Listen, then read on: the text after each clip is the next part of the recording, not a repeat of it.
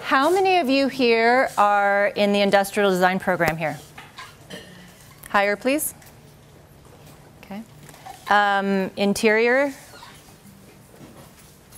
Okay. And general. And anyone else? Anyone else? Okay. So I had a talk prepared. However, I was with Max and we were hanging out before this, and I thought, maybe I'll just scrap the whole thing. Because, you know, honestly, in my work, every time I meet a new client, I meet a new person, I don't have any expectations. I don't know what I'm going to say. I don't know who these people are. And because of that, I can't predict what's going to happen. I can't say, I have this set thing that I'm going to say, so they're just going to have to roll with it.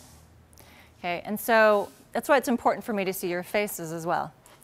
That's a lot of what I do. There's a lot of uncertainty in what I do because I just don't know who I'm going to meet. I mean, people are the biggest variables. Your lives, your histories, my history, how we interact, unknowns. You know, but the one thing we do know is that human beings need connection. Human beings need to talk to each other. And that's how we get something from each other. That's how we work together. So I don't always know what's going to happen. I did have something prepared, and I feel like I might go off of that a little bit. Okay. Well, let's see. Why are you guys here? I'd like to know, why are you here? Okay, so wait, I have some ideas.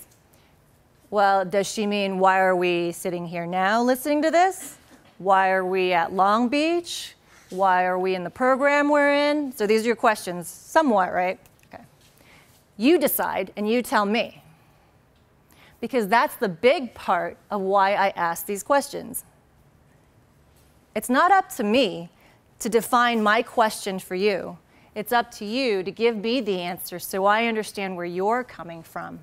One of the things that I do is I extract stories from people, and I'm really good at it. And that's one of the reasons why I'm doing the work that I do. People will always tell me, well, this is what I want to say about myself, because this is what I do. I work with architects and designers. I ask them what it is they want to say about themselves, and then they want me to write it. So they say, well, I want to say that I do this, this, and this. I'm good at this, this, and this. And I was like, okay, well, I hear you. I'm like, tell me more. Tell me more. They tell me more, and I don't buy it. I'm like, yeah, you've given me layer number 1 of 8. Let's go to layer number 2. And then they tell me more, and then they tell me more. And then I get to layer 7, and I'm like, so different from layer 1. Who you really are, what your business is really about, what your practice, your creativity is really about, has nothing to do with what you initially told me. I can tell you, this happens 99% of the time when I work with clients. 99. The image we want to project of ourselves is very different from the reality of who we are, most of the time. Can anyone here identify with that? Yeah. Okay. So my topic today is what's your narrative and why stories matter in design. The things I want to focus on are I want to focus on stories and I want to focus on narrative. They're two different things. They're very interrelated, but they're different. This is me when I was 2.5. I was living in Vietnam at the time. I was there until I was about 4.5 years old. And my parents, they decided to go all out on this stroller, as you can see. This is a stroller from 1977. This was like top notch at that time. Safety precautions, it's all there, okay? I lived in a house with a very big staircase, which I've fallen down twice. The bottom of that staircase is where we left our shoes because I'm Asian and yeah, we take our shoes off. So a bunch of shoes down there. I was 2.5 years old. I was sitting at the bottom step with my dad, who's teaching me how to put on my shoes. Okay, so I'm gonna take my shoes off. So here are shoes at the stairs, and I put them on like this. And he says, no, no, no, they go like this. And he takes them off and he switches them. And I was like, no, they don't. They go like this. So this goes on for quite a while. And my dad finally says, this is not going to work with her. And he basically says, okay, look, do you see how my feet and your feet, they're curved just a little bit? And so are the shoes. Now, that's how come your feet, your left foot goes with this shoe and your right foot goes with this shoe. And I looked at my feet and I looked at his feet and I said, but Dad, your feet are a little bit more curved than mine. Mine are actually a little bit more even. And so are the shoes made for someone my size. Because if you can imagine, 2.5-year-olds, their feet aren't as formed, right? And I said, I can wear them this way just fine. And he looks at me and he's like, okay, whatever. This is not going to happen. And I said, well, Dad, does it really matter as long as I'm happy? So guess who won that argument? Okay. So why I'm telling you this is the person that I was when I was 3, that's one of my first memories. The memory of that incident is the narrative that I still live by today. The person that I was when I was 3, before life happened, before hurtful things happened, before school happened, before social pressures happened, that person still exists today. And when I get in touch with that person, I feel better than I do any other day. So my question for you, who were you when you were 3? Can you identify with that person, with any part of you that is right here now? I just gave you a story with 2 characters, a father and a daughter. And then I gave you a situation. And the situation is shoe conflict. Okay? Who's right, who's wrong? That's a story. A story has characters, it has a situation, it has some conflict, it has a resolution, which was that I was right. Okay? That's the face of the right 2.5-year-old, by the way, which my boyfriend says is an ugly child. I was like, whatever. I'm like, you're just not used to Asian babies. Whatever. So I just gave you a story. But the other thing I gave you there is a narrative. The narrative that I had about myself when I was 2.5 was that there are ways that things should be, but I want to look at a situation and see how things could be. I want to see how things work the way I would like them to work. And that's consistent with who I've been throughout my whole life. And there have been times when that has been in question. There's been times when I've forgotten that I didn't know that that was me. But I've come back to it, and I know that that's who I am. That's my narrative. Therein lies the difference between a narrative and a story. Okay? When I asked you why you were here, and you gave me your stories, each of you have a story. Each of you have a narrative. And getting in touch with that is extremely important for the rest of your life, for why you do the things you do. Okay, I'm going to go on. You're going to have to be a little bit patient with me because I'm not used to this. So I might flub it a little bit. Okay. So what's your narrative and why stories matter in design? I'm not going to focus on design right away. I'm just going to focus on narrative and stories and make sure that you have a good understanding of why stories matter and why narratives matter. Okay? So stories have a beginning, middle, and end. They have characters, and they have a situation and a problem. Narratives, they're a little bit bigger. They're like themes. Like I was telling you, my narrative is that I look at something and saying, what do I want out of that, not what it should be. Okay? Narrative is more like an idea, a vision, a concept, or a message. Okay. You don't need to pay too much attention to this. I put this up here because it's the typical story arc. You have a beginning, middle, and end. In the beginning, there's an opening scene, conflict arises, major conflict at the top, and then some resolution. Okay?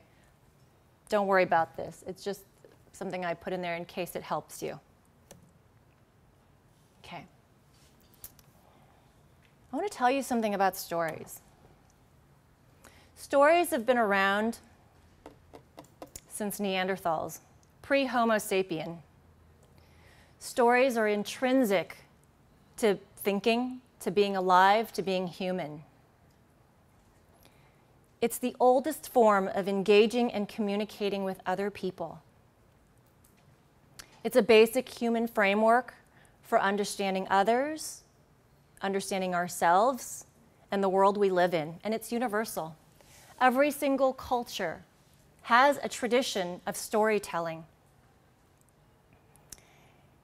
Without stories, it's just facts. Without stories, my story would have been a dad, a daughter, some shoes, an argument. What's the through line? What's the point that carries all of that together? It's a story. Okay? That's how stories are put together.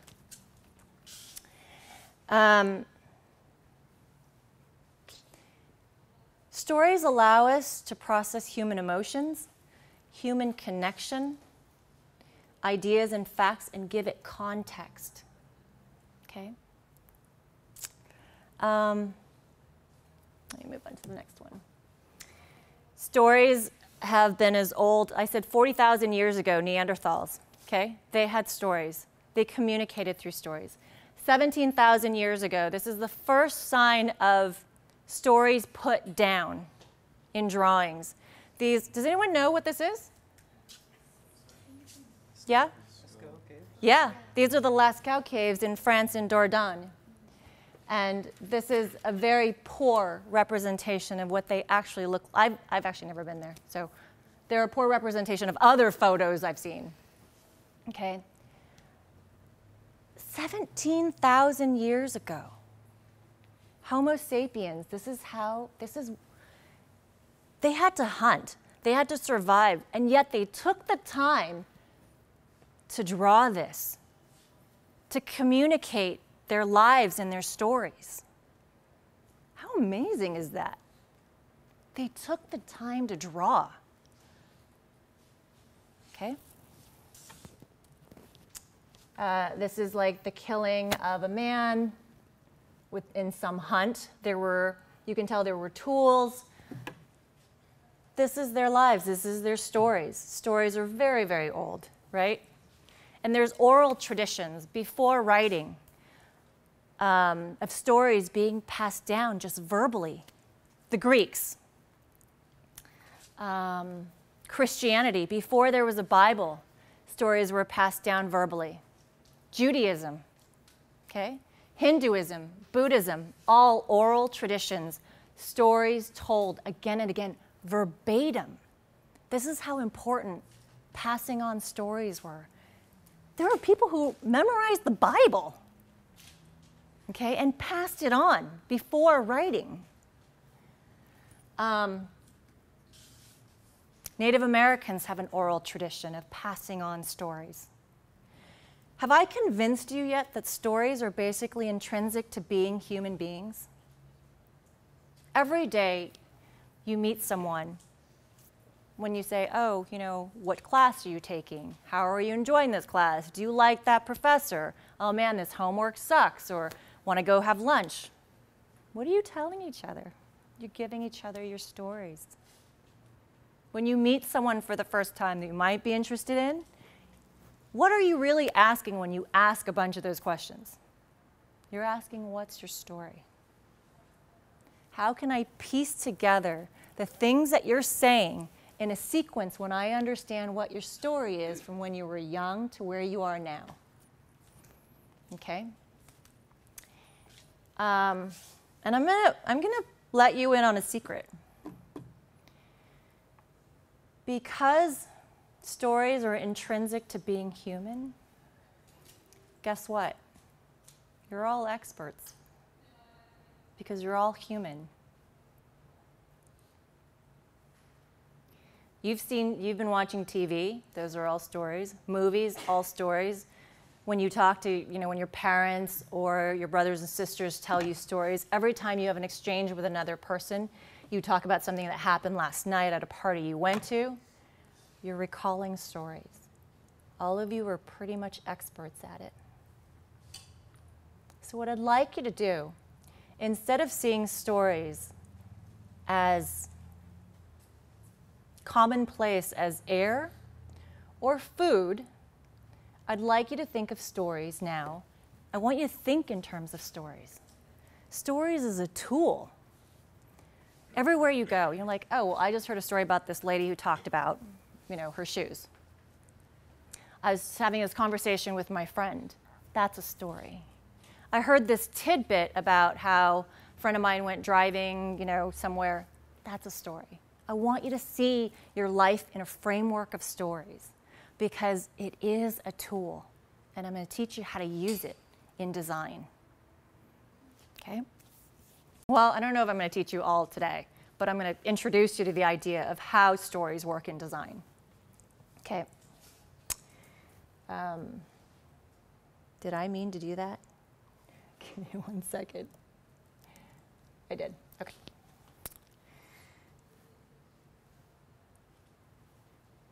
I'm trying to get my cursor back. Okay. So I don't know if you noticed, but storytelling is everywhere these days. Have you noticed that? Is it just me? Do you guys notice? TED Talks, podcasts. Has anyone heard of Humans of New York? Yeah? StoryCorps, The Moth? All of these? Okay. These are all platforms for personal storytelling. And they've been on the rise for the last, I would say, 10, 15 years. Why? If stories have been around since 40,000 years ago, why has personal storytelling come to the forefront in the last 10 to 15 years? Any guesses? Social media, absolutely. I can tell my story to the world, so as I see the world, right? Through social media. I can tell you what I'm eating, I can tell you what my cats are doing. What are some of my other posts? I don't know, flowers I've taken or trips I've taken, showing off, whatever, right? I can tell you what's going on with my life. Social media, absolutely. TED Talks has done amazing things for storytelling. Those people have crazy stories, right? People from all over the world, all sorts of different subjects. Innovation, science, you have all sorts of people, a wide range. They've done huge. StoryCorps, it was a project, they actually just recently won the TED Prize a couple years ago. They put booths so that their storytelling is in the form of interviews. Two people who are very close to each other who give interviews. And the story is revealed in that way. And they just got huge funding as well. The Moth just got funding from the Bill and Melinda Gates Foundation to take it international. And actually the latest Moth, it's the latest Humans of New York, took their project to South Africa. So all of these have gone global. Why do you think personal storytelling has become such a big thing?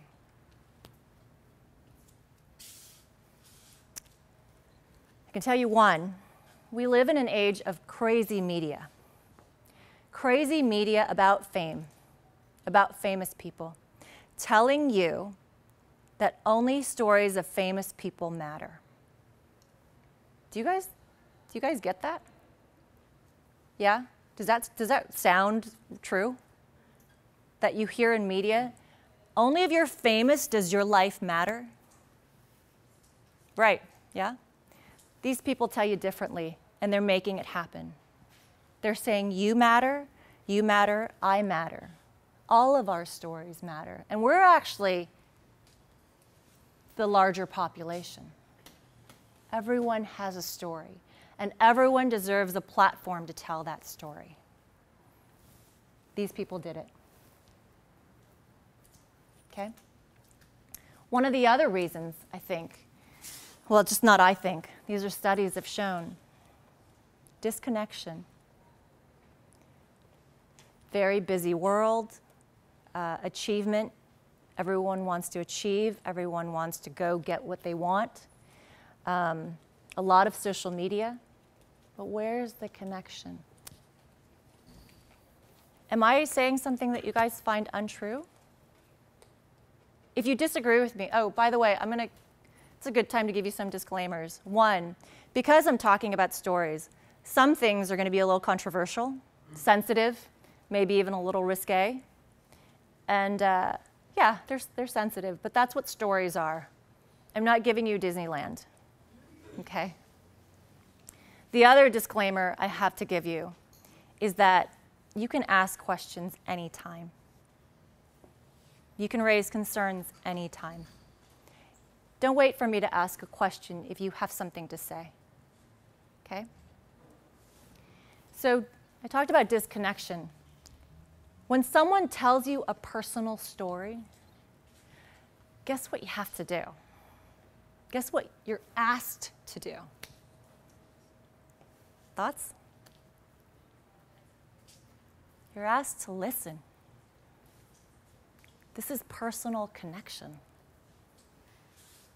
This is not, I'm just going to read about, I'm going to say I'm going to read about it, but I'm not. When someone's telling you a story, they're asking you to listen, okay? So stories have a couple sides. They have the storyteller and they have the person who listens, okay? Another essential core part to being human, listening to another person. Listening, empathizing, connecting.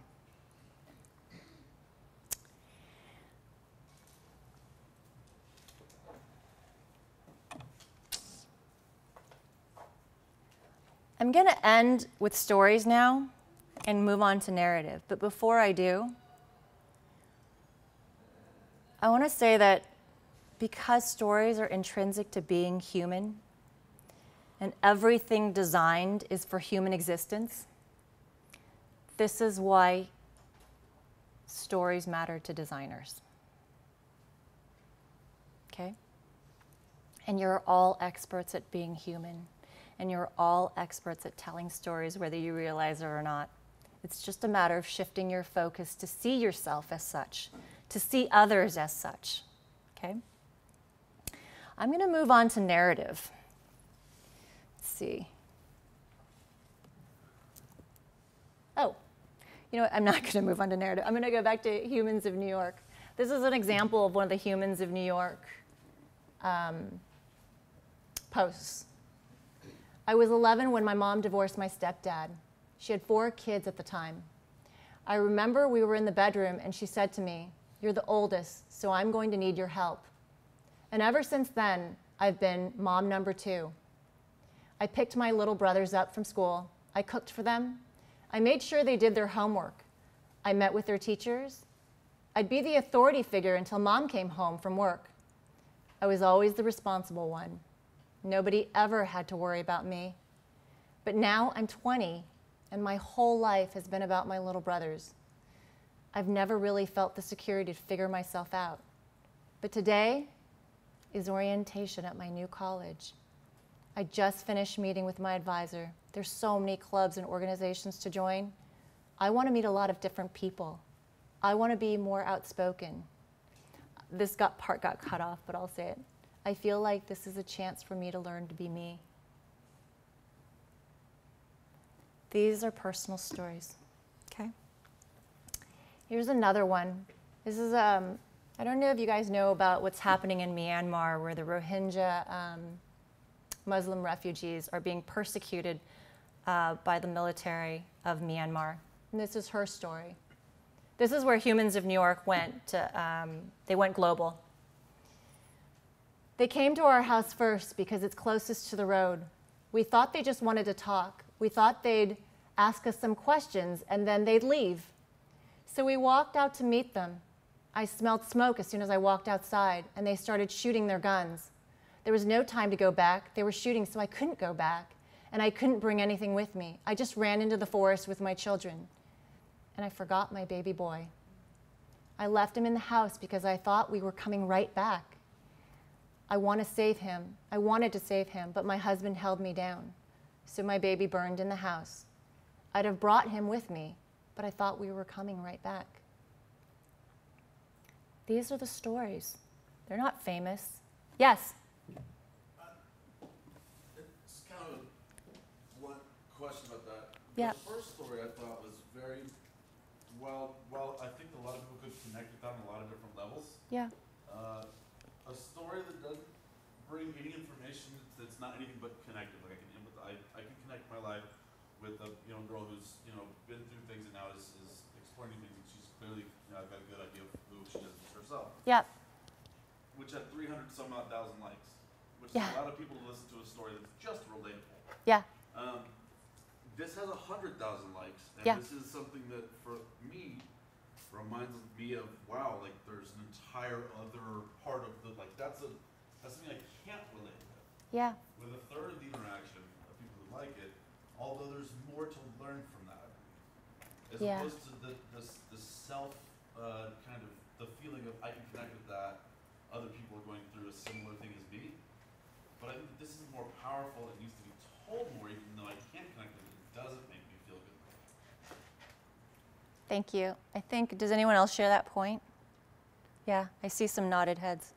I would tell you, so anyone who does have access to Instagram, let's say from another country, from India maybe, who looked at the first story, I wonder if they could relate to that and they feel the way you do about it. And like, we can't relate to that, but wow, that's someone's life? But drastically different stories. Yeah, yeah, thank you. So back at stories. Okay, so narrative. I gave you an example of narrative before when I shared my story about my dad and the shoes.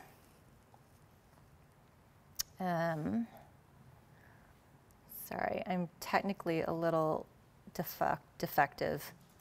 So.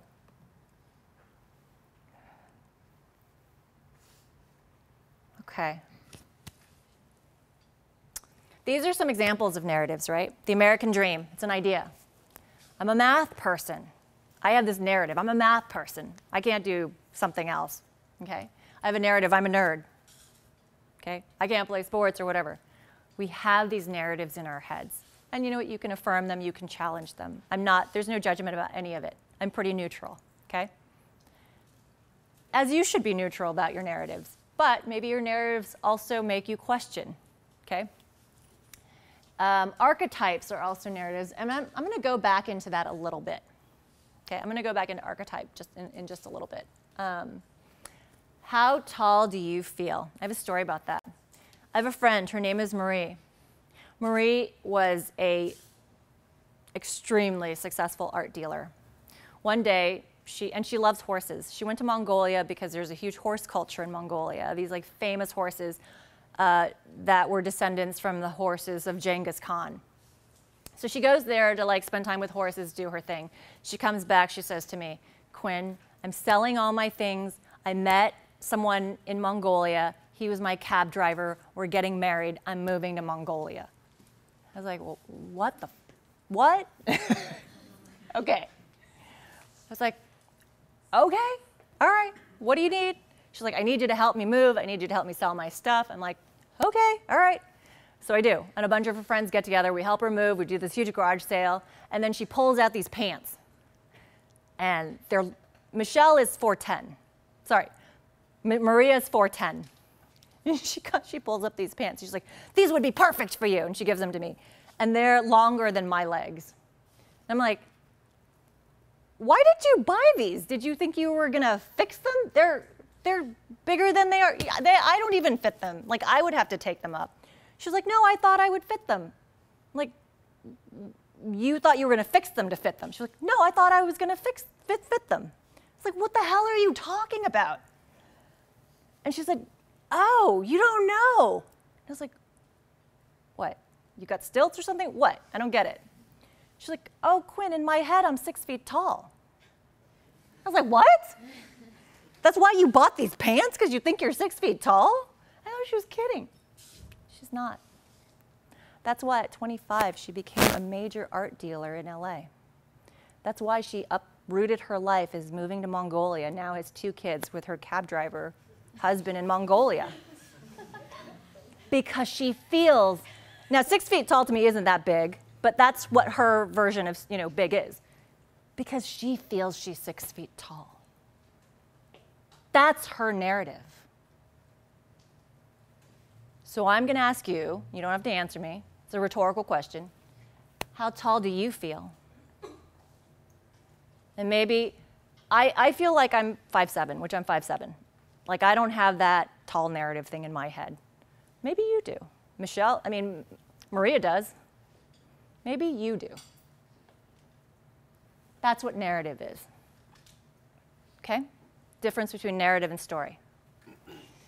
Narrative is this motivating, pushing spirit. Okay? All right. I'm going to give you, like I gave you that quick graph of the story arc, I'm going to give you this in archetypes. These are some archetypes that are narratives, right? The innocent one, the explorer, the rebel, the hero, the wizard. These are some archetypes in American culture in general. This is just a reference so you have it. I'm not going to talk too much about it. Okay. Now, this is where I think the fun part is, but maybe it's not fun for you. This has to do with design. It has to do with marketing. It has to do with PR. Okay? Now we're going to get some to risque stuff. So we're moving away from controversy to risque. Not so risque. Okay. In the 1950s, post-World War II, America was at this stage where, like, we won. We're big.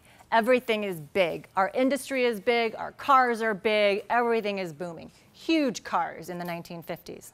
Okay? They were making huge cars. This being one of them. There are more, but I didn't want to put more ads up here. Okay. So America in the 1950s was think big. And to some degree, you guys can see we still do, right? America's still like a think big country. Okay. So in 1960, a German company wanted to sell cars in America. This is the car they wanted to sell. You think big is going to work? Okay. I cut out a part of the ad. I'll show you the rest of it. But this was the visual layout of the car. So not only is it a small car, look where they put it. Okay. And I'm going to show you the full ad now. And this is what their tagline is. This is their narrative.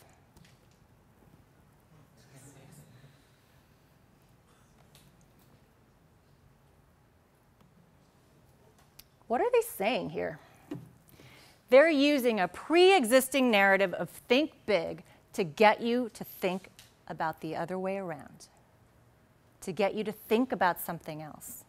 How oftentimes have you guys said, like the Got Milk commercials, like got candy or got whatever, right? You use that tagline because it's a part of the zeitgeist. It's a part of our culture. We understand it. It's the narrative. So we use it for something else. Sorry. We use it for something else. Think big, think small. And the thing about this ad, it's authentic. They're not lying about what they're offering. They're just asking you to think differently. But they're using a pre-existing cultural narrative and turning it around and asking you to take a look at it. The other thing about this car, it's German. 15 years after the end of World War II, German car. It sold. This ad. Okay? When you see the Colin Kaepernick, you want to talk about it the next day. Oh, did you see who Nike put up there? Oh, did you see the Where's the Beef lady? Right? Did you see this think small thing? What are they talking about? What are they trying to do? Right? But it's memorable. It got talked about. And that's really important. So the next thing I'm going to show you is just a bunch of ads with narratives, and it'll be much shorter than what we've been seeing now. Sorry. I'm losing my cursor. Okay. I'm trying. Yeah. No. I don't think this is going to work. Okay, this is how it'll work. Okay.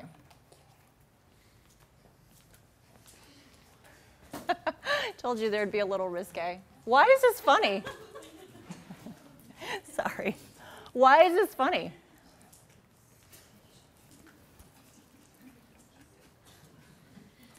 Why are you, well, you're laughing, so why is it funny? Okay, yeah. Yeah, because of what you thought it would say, right? Okay. So what narrative is it playing off of? Dirty jokes, that's right. It's playing off the narrative that we as Americans, and not just Americans, all over the world, we're dirty-minded, and sexual innuendo is everywhere, right? That's what it's playing off of, and it does a pretty good job. Okay.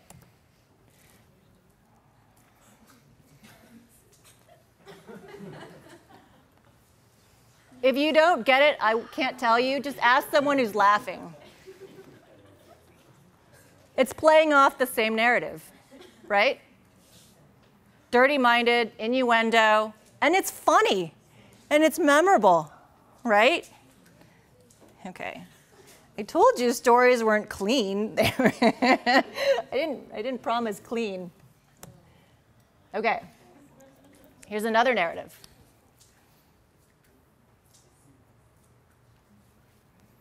By the way, not my belief either way. I'm kind of neutral about things here. This is just a good ad. What's the narrative? Well, obviously, this group has an agenda, and they're playing off the narrative. Okay? Books are banned in America. Guns aren't. Some guns aren't. And actually, I was a little skeptical about this ad, because I was like, that's banned in America? Really? Red Riding Hood? It's not. There are other books that are banned more widely. Red Riding Hood is banned in like 2 states or something. Okay? So I didn't want you to think that this is like banned in all of America. I don't know if you guys will get this, but it's a hat company. It's playing off the narrative that you understand what these images, who these people are. Who are these people? Yeah. Yep. The hat makes a difference, right? Pretty good ad. World Wildlife Federation. What's the narrative? Sharks are scary in the water, but guess what? A world without sharks is probably a little bit scarier because animals are dying in the world. Okay? All right. What do I have? I don't know what I have next. Oh, this isn't so much likeness. It's a simple narrative. It's that we can all relate to the fact that strawberry seeds get stuck in our teeth when we eat them. Okay? Not a powerful narrative, but a relatable one.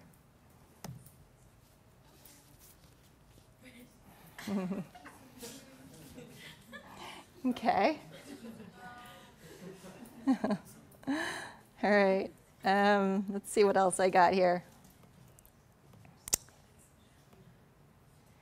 I think I might be done with ads. Oh, wait, I'm not done with ads. Okay.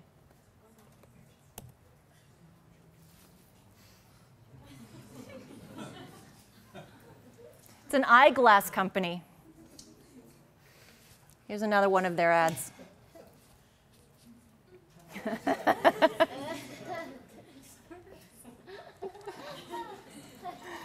It's something we laugh because we understand. We get the narrative of the culture. That's why this is funny. This is why these ads are memorable. Okay. So, what time do I have to end? Okay. No, that's no problem. That's no problem at all. I was wondering so I can go on. Okay. Okay. So now we get to why narratives and stories matter, directly why they matter in design. Okay? You're designing for people. You're designing for human beings. And human beings are essentially our stories, our narratives. I have a narrative of being kind of like rebellious. I have a narrative of really not accepting what's in front of me. So ads that connect with that are going to connect with me. You know? You saw the narrative, like the bunch of the narratives up here, that they connect with you. This is why narratives matter in design. It's not just commercials. It's products. It's environments. Okay? It's the environments and the spaces that you create that attach to a human story and a human narrative. So it's important for you as designers to know those stories intimately. Okay? So that's why stories and narratives matter to designers. Let's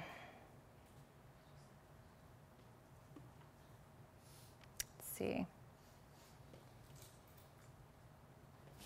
One of the things that I implore you to do,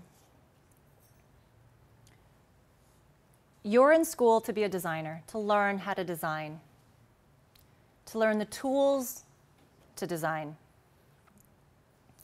whether it's industrial design, interior, general, graphics, right?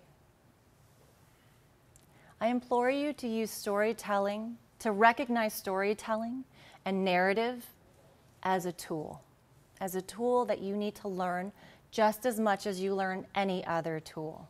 Absolutely. And just a reminder, you guys are users too. You guys are participants in space, in built environments as well. Okay? Who else said that they had been learning about user stories in class? I thought I saw another hand. Have you guys even heard about user stories? Thank you. Okay, so no. All right. Specifically in product design or industrial design, user story is understanding the person that you're designing for. Okay? Basically, it's understanding their motivations, understanding. I'll give you an example. So my last purchase was an air purifier, and I looked around quite a bit to find the air purifier, that would suit the things that I needed, and I love it. Okay? It has the functions I want. It doesn't have like big bright lights, so when I put it in my room, it's not like having a night light blaring in my face while I'm sleeping. It's quiet. When I bought this product and it came to my door, I thought, my life is better. It has great user ratings. Not user ratings, it has great ratings for like cleaning air, cleaning the things I wanted to clean. Okay? I thought, my life is better. And when I started using it, I was like, I love it. This has made my life better. You need to know my story. You need to know who I am, my interests, my motivations, how I'm going to be using this product, the type of person that would want this product. That's the user story. Okay? Why user stories are so important is when you're designing, it sounds pretty intuitive, right? You need to know who you're designing for. You need to know what they want, what they need to do with the product, what they need to do in the environment if you're an interior designer, how they're going to live. Do they have kids? I've been in kitchens before that don't make any sense. You know, I'm like, why is the air vent on the other side of the stove? Like, I don't get it, right? Why is there no window in this kitchen? Like, just stuff that just doesn't make sense, okay? If you cook in a kitchen, stuff's gonna burn. Stuff's gonna smell. You need a window, right? So you need to know what the user goes through, step by step, bit by bit. The more detail, the better. And here's something you might not know about users, including yourselves. When you're interacting with a product, you're constantly having a conversation about it. Constantly. When I'm playing around with my air purifier, I'm like, ooh, I like that wiring. Oh gosh, it's now on setting number 2 and it's not that loud. Like constant reinforcement.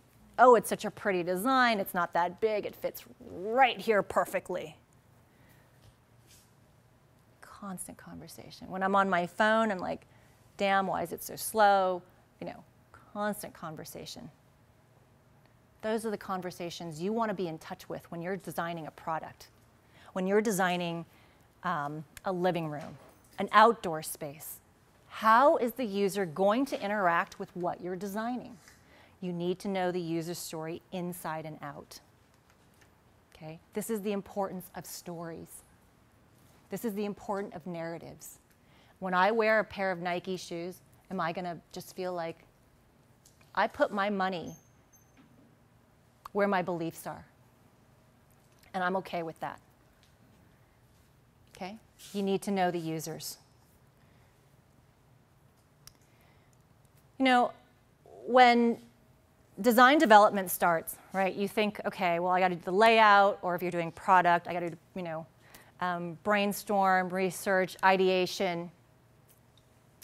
I'm going to argue that the first step, the first prototype, is the narrative. Because the narrative allows you, if you have a full, complete narrative, it allows you to see the complexities of a user and how your product is going to match, how your environment is going to match. Okay? And it's going to help you find holes. If you're very clear about this, like a very good, detailed narrative, you're going to find holes. Okay? The other thing, having a good user narrative also opens you to new ideas. You're going to start to write and you're like, oh, wait, this is needed, but it doesn't belong here in this product. It belongs here. Okay? Narratives are extremely powerful. Stories are extremely powerful in that sense. That's the first step. That's going to be my argument for you. A lot of times, how many of you, what's my question here? Have you designed things, designed products, like designed full products and full, like, interiors? Yes? Yes? Okay. And the user wasn't a part of it. The client wasn't a part of it. The client's story wasn't a part of the development of the design, right? A lot of times it's about features. I want this feature, feature, feature, feature, right? Gets more complex, complex, complex. I'm going to make another argument that instead of the complexity of features, you think about the complexity of a human emotion. You think about the complexity of a story. And that's going to help you understand what to limit in your design, what to keep, and what to throw away. I'm a writer, and I have to tell you, for every 100 words I write, I've written another 500, and I've thrown away 400. It is very hard to throw away 400 words that I've written, but I do it because it doesn't belong. Okay? And that's why user stories really, really help. Okay? This is more so true in product design, especially if you design it. How many of you here have designed in teams? Raise your hand. Okay. This is more so true, I think, of product designs where you design in teams. I think also in interior, architecturally you design in teams as well. But more so for product, especially when there's like members on the team that have like cross functions, okay? It's important to be on the same page. If everyone sits down together and you have the same user narrative, that focus comes into sync. There's a guiding post for everyone. And when there isn't, you ask a question, and then it gets changed or it gets nixed, right? But it's the easiest thing. You just sit there and you talk about the user, and you do research before anything is created. Because once it's created, you've put so much energy into it, right? Destroying it is going to hurt you a little. You're like, oh, I put so much into it. Do the user story first. Do the research first on that demographic, on that audience. Okay.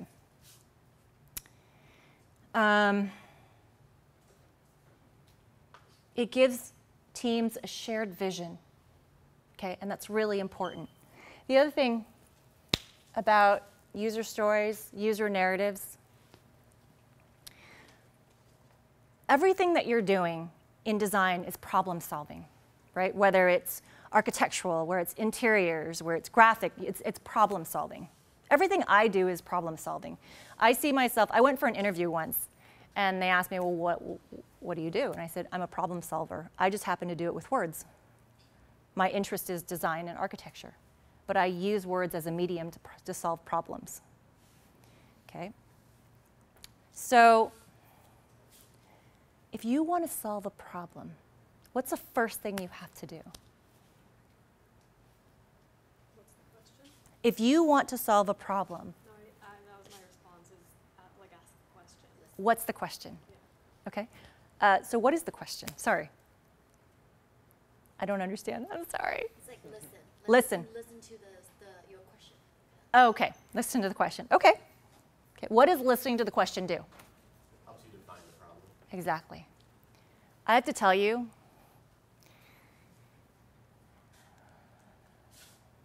how many times have you started solving a problem and realized you're solving the wrong problem? In design, in anything, in life. Every time, you know, I had a fight with my sister. We were fighting about, I don't know, we were just fighting about a whole bunch of stuff. You know what? We were fighting about the wrong things. It wasn't even the problem that we were fighting. We didn't even know what we were fighting about, but we were fighting. You have to define the problem, and it's much harder than you think. When you have a complete user story, extensive as you can, you're going to find the holes, and you're going to be able to define the problem much better. Taking the time early on is going to save you so much headache later on, after you've already done a physical prototype, after you've already started doing a layout. You're like, oh shit, we didn't think about this. Defining the problem is a lot harder than you think. Getting to the real problem, not the peripheral problem. Okay? It's a really big thing. Defining a problem is not as easy as you think. I was working with a student. So the other thing I do, Max introduced this at the very beginning that I don't really talk about because I don't think it applies to you guys very much. But the other thing I do is I used to work as an educational consultant. I worked at the Department of Education, the United States Department of Education. And then I came back here and did my own education consulting. And I don't do it very much anymore, but I take like a couple clients a year. And one of the things I do is I work with them on their personal statements. The minimum personal statement draft, 35. The maximum I've ever gotten, 80. The first version is always like, okay, all right. Second version, you're like, okay, all right. 30, my last one was 31 versions.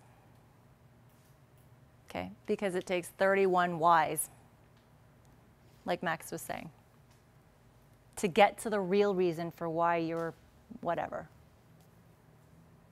Okay? It's really hard to get at the root of a problem because one of the things is a lot of social pressures, a lot of cultural pressures. Sometimes we don't hear our own voices. That's very hard to do. Okay? And we lie to ourselves. We lie to ourselves all the time. It's very easy to do. Okay? Users lie to themselves. Just remember also, you guys are users too. Look at your own narratives. I asked before, how tall do you feel? If that's not the right question for you to get at your narrative, ask another one. What's your narrative? This last student I worked with, Mr. 31 Drafts, his narrative is he's got a chip on his shoulder. Okay? We identified it right away. Well, after the second why. All right, so identify your narrative. Let's see what else I got. Well, I have some kind of fun things, I think. Here's some bad product design. User narratives weren't really thought about. Okay? Let's see if I can get this right. Okay. Oh, well, not bad design. You guys know what this is, yeah? Walt Disney Concert Hall. What's the narrative here? A little bit tricky, right? The initial narrative of the architect was he was very interested in fish. That's why you see some of these like panels. They represent scales. He used to use the metaphor of a fish. That's it. The movements are like the sea, are like music, right? So, and at this time, Los Angeles needed an iconic building. We're a major city with not a lot of beautiful architecture. It needed, it's nice. It's got a lot of criticism too, but it's iconic. Okay, and at this time, Los Angeles needed something like this, and we got a donation for it.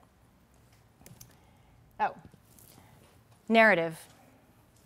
When you look at this, some people feel this is a leader, and this is the follower.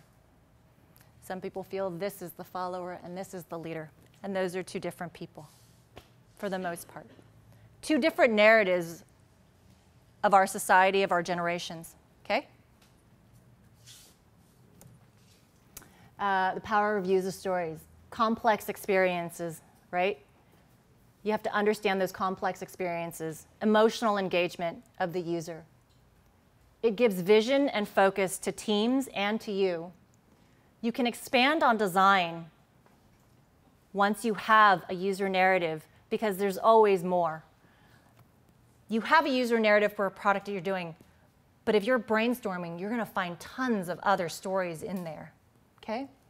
Innovation and identify holes, okay? Oh, why user stories and narratives are important. People aren't just buying products, they're buying better versions of themselves, which means they want to know how a product will shape their lives and their own narratives. I want to know if I buy a pair of Nikes, I'm going to be able to just do it. Okay? I want to know that I want to buy an air purifier. It's going to make my life better. So I implore you to be a designer storyteller. Use storytelling and narrative in your toolkits. Okay, all right, so here's some of the fun parts. This is a product, sorry. The narrative is the first prototype, the why of why you design, okay? All right, here goes the products. Check this out.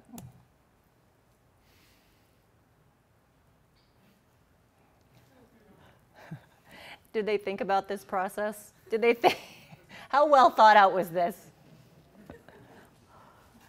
Okay, here's another one.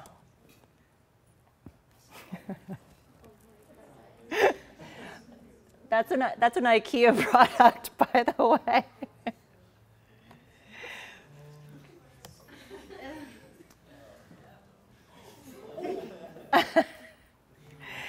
Okay, wait, I got to see what else I have in here. Make sure it's somewhat appropriate. I think they are. Okay. Where are we going?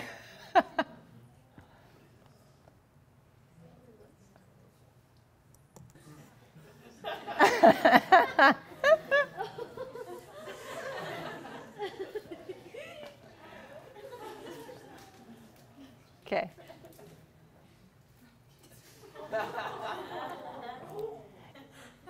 You know that the author's name is Brown, right? That's what that is. It's not a book about brown kids being weird. Okay.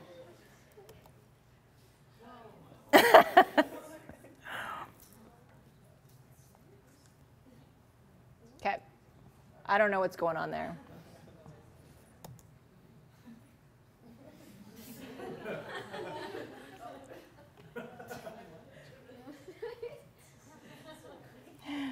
Okay. So, the next couple things I have, really, really simple. They're just examples of interior design and some architecture, okay, that represent narratives. So pretty simple. I don't have too much to say about them. California. Not many other places would have something like this. California. I don't know why there's a fireplace, but okay. Okay. California. The narrative of interior design for living in California. And some wealth, obviously. Yeah. Okay, so the next thing I want to highlight is actually very interesting. It's it was an airport designed, I think it was in 1995 or 1997, I can't remember. Have you ever been or heard of or seen of the Denver International Airport? It's pretty cool, right? Okay. So the firm, the man actually, who designed the Denver International Airport, his name is Fentress. And he studied under I.M. Pei.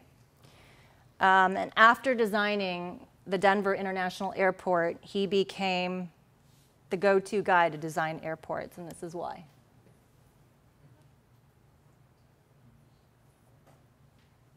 What's the narrative here? The landscape. Look at his sort of his take on the mountains, imitating the mountains, but not imitating the mountains of Denver. Not only that, one of the most sustainable airports in the world.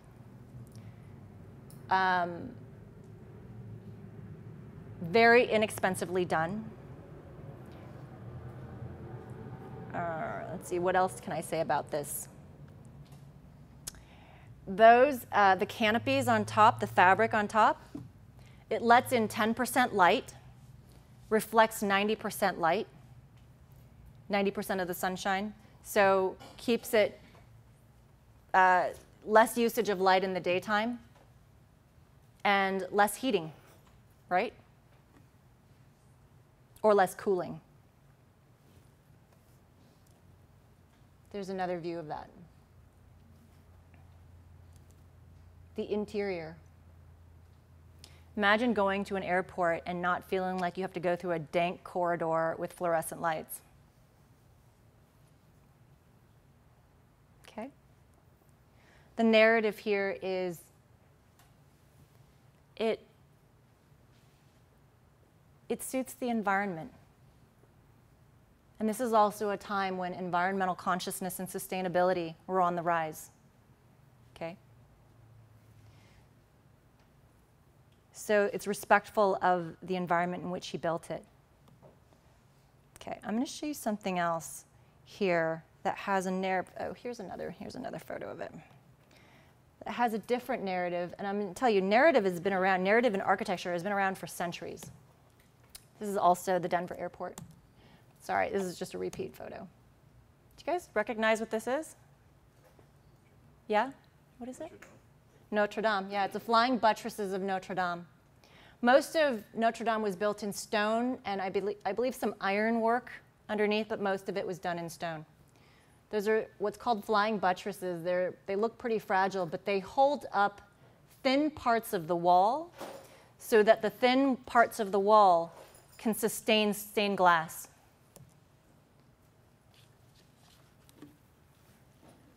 Gothic architecture, what's the narrative here? The power and glory of God.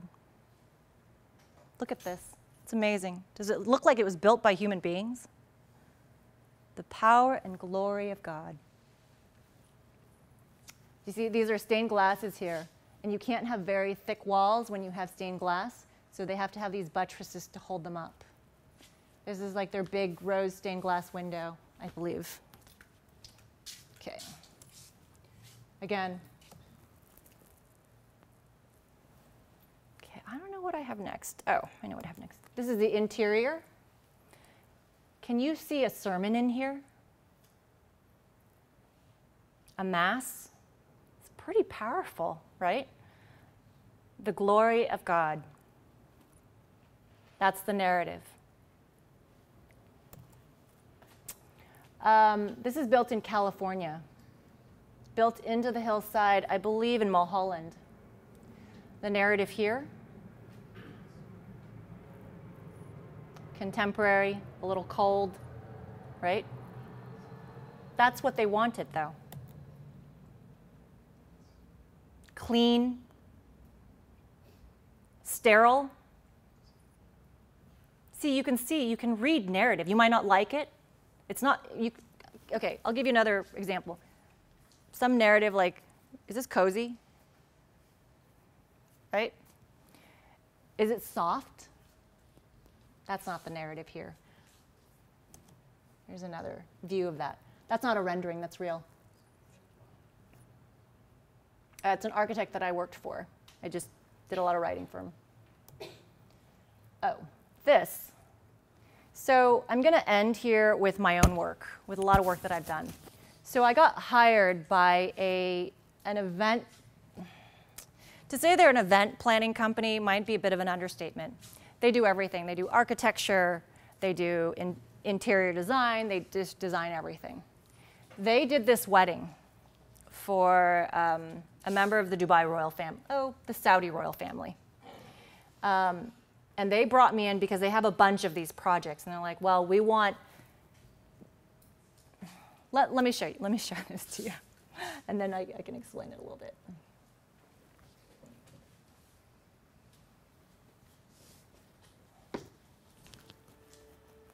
This is a wedding, by the way.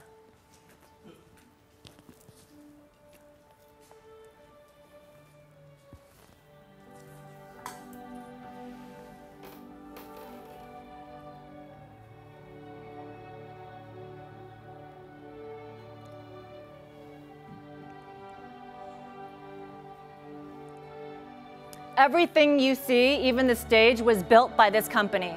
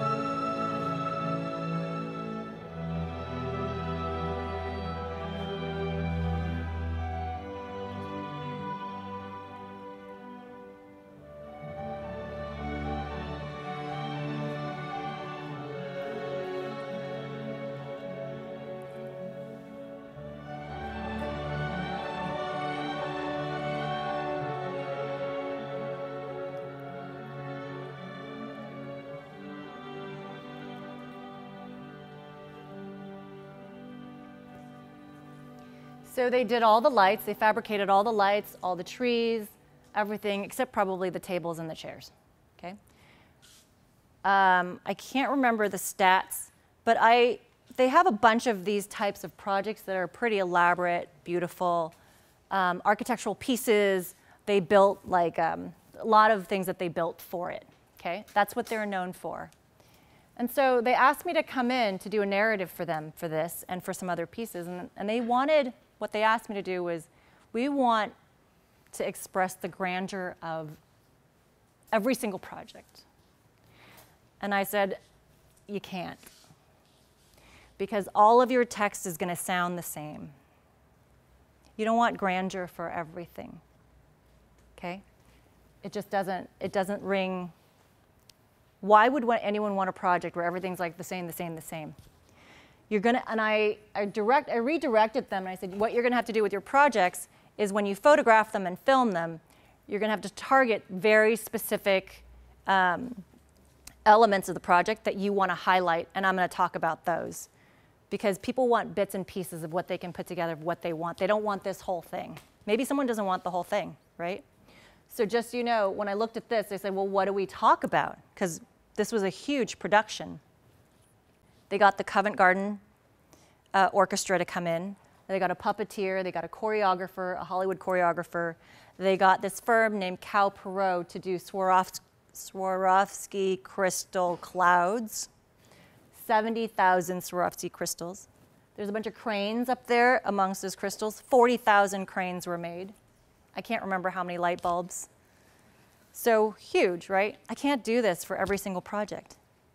But for this particular project, when I did the write-up, when I did the project analysis for it, once I talked to them and asked them their stories and got them to define what it was that made this, they're coordinators. They're amazing artistic coordinators, and this is the project that represents that most. It took me 8 hours of interviewing, but that's what this represents, and no other project on their site does the same. Okay? Asking their stories, making sure that you can distinguish between different client, well, for me, to distinguish between different client projects so that they have elements of this and that so that other people can see what their capacity is. Okay, let me see. I'm going to go to, I'm going to end very soon. They just have a couple more projects. And okay. So they started doing these lights. I can't remember how many lights they were, but for this project, I focused on the fabrication of the lights and the fabrication of each of these rods, each of these petals, the layers, okay? And I got them to take photos close up so that it would show off through the narrative that I wrote for them, that it would match the narrative, okay?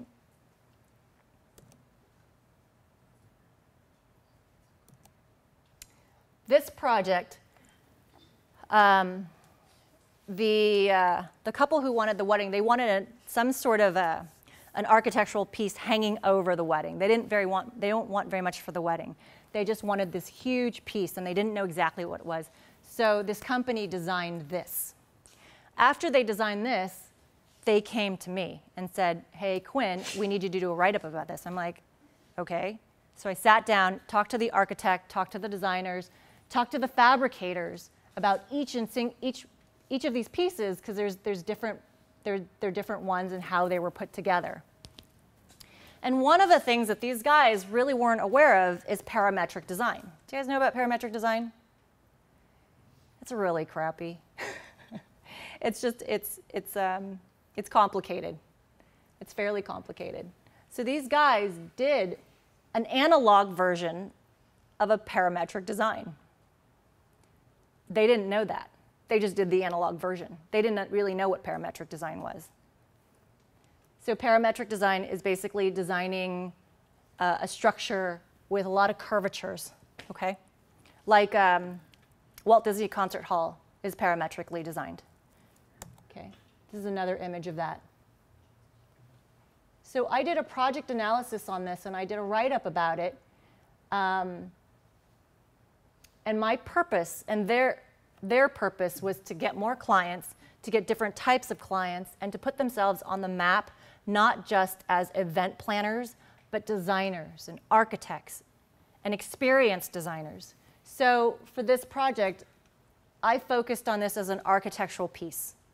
And it is. And that's, anyways, we're back to this. Okay. And I'm going to end with this. The most powerful person in the room is a storyteller. Who said that?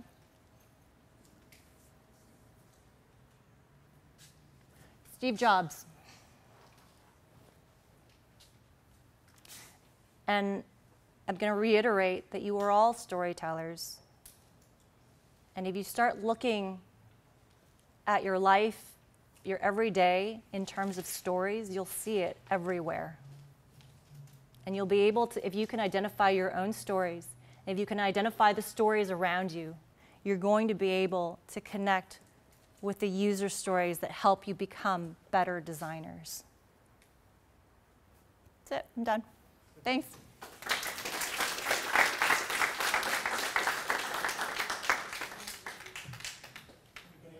Yes, sorry, questions.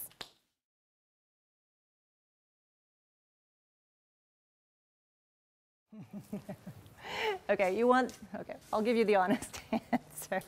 So I majored in English and psychology when I was in college, and I really liked both very much, and I didn't know what I was going to do with either one of them. But they're both they're both things that I like literature, I like writing, I love words. I love the ability to attach the right word to a situation that makes that situation a reality, and it makes it open up, okay? So I think it was in 2005 I started dating an architect, and he was an academic architect. I edited all his papers. I helped him write, and he's like, you're really good at this. I'm like, well, okay. So he referred me to a couple of other architects who were like, how'd you get published? Oh, ask Quynh. So that's how. But also, I was an art history minor, and I really loved architecture too. So it's just interests, really, my interests. Yeah, thanks. Anything else? Okay, well, thanks so much, you guys. I really appreciate it.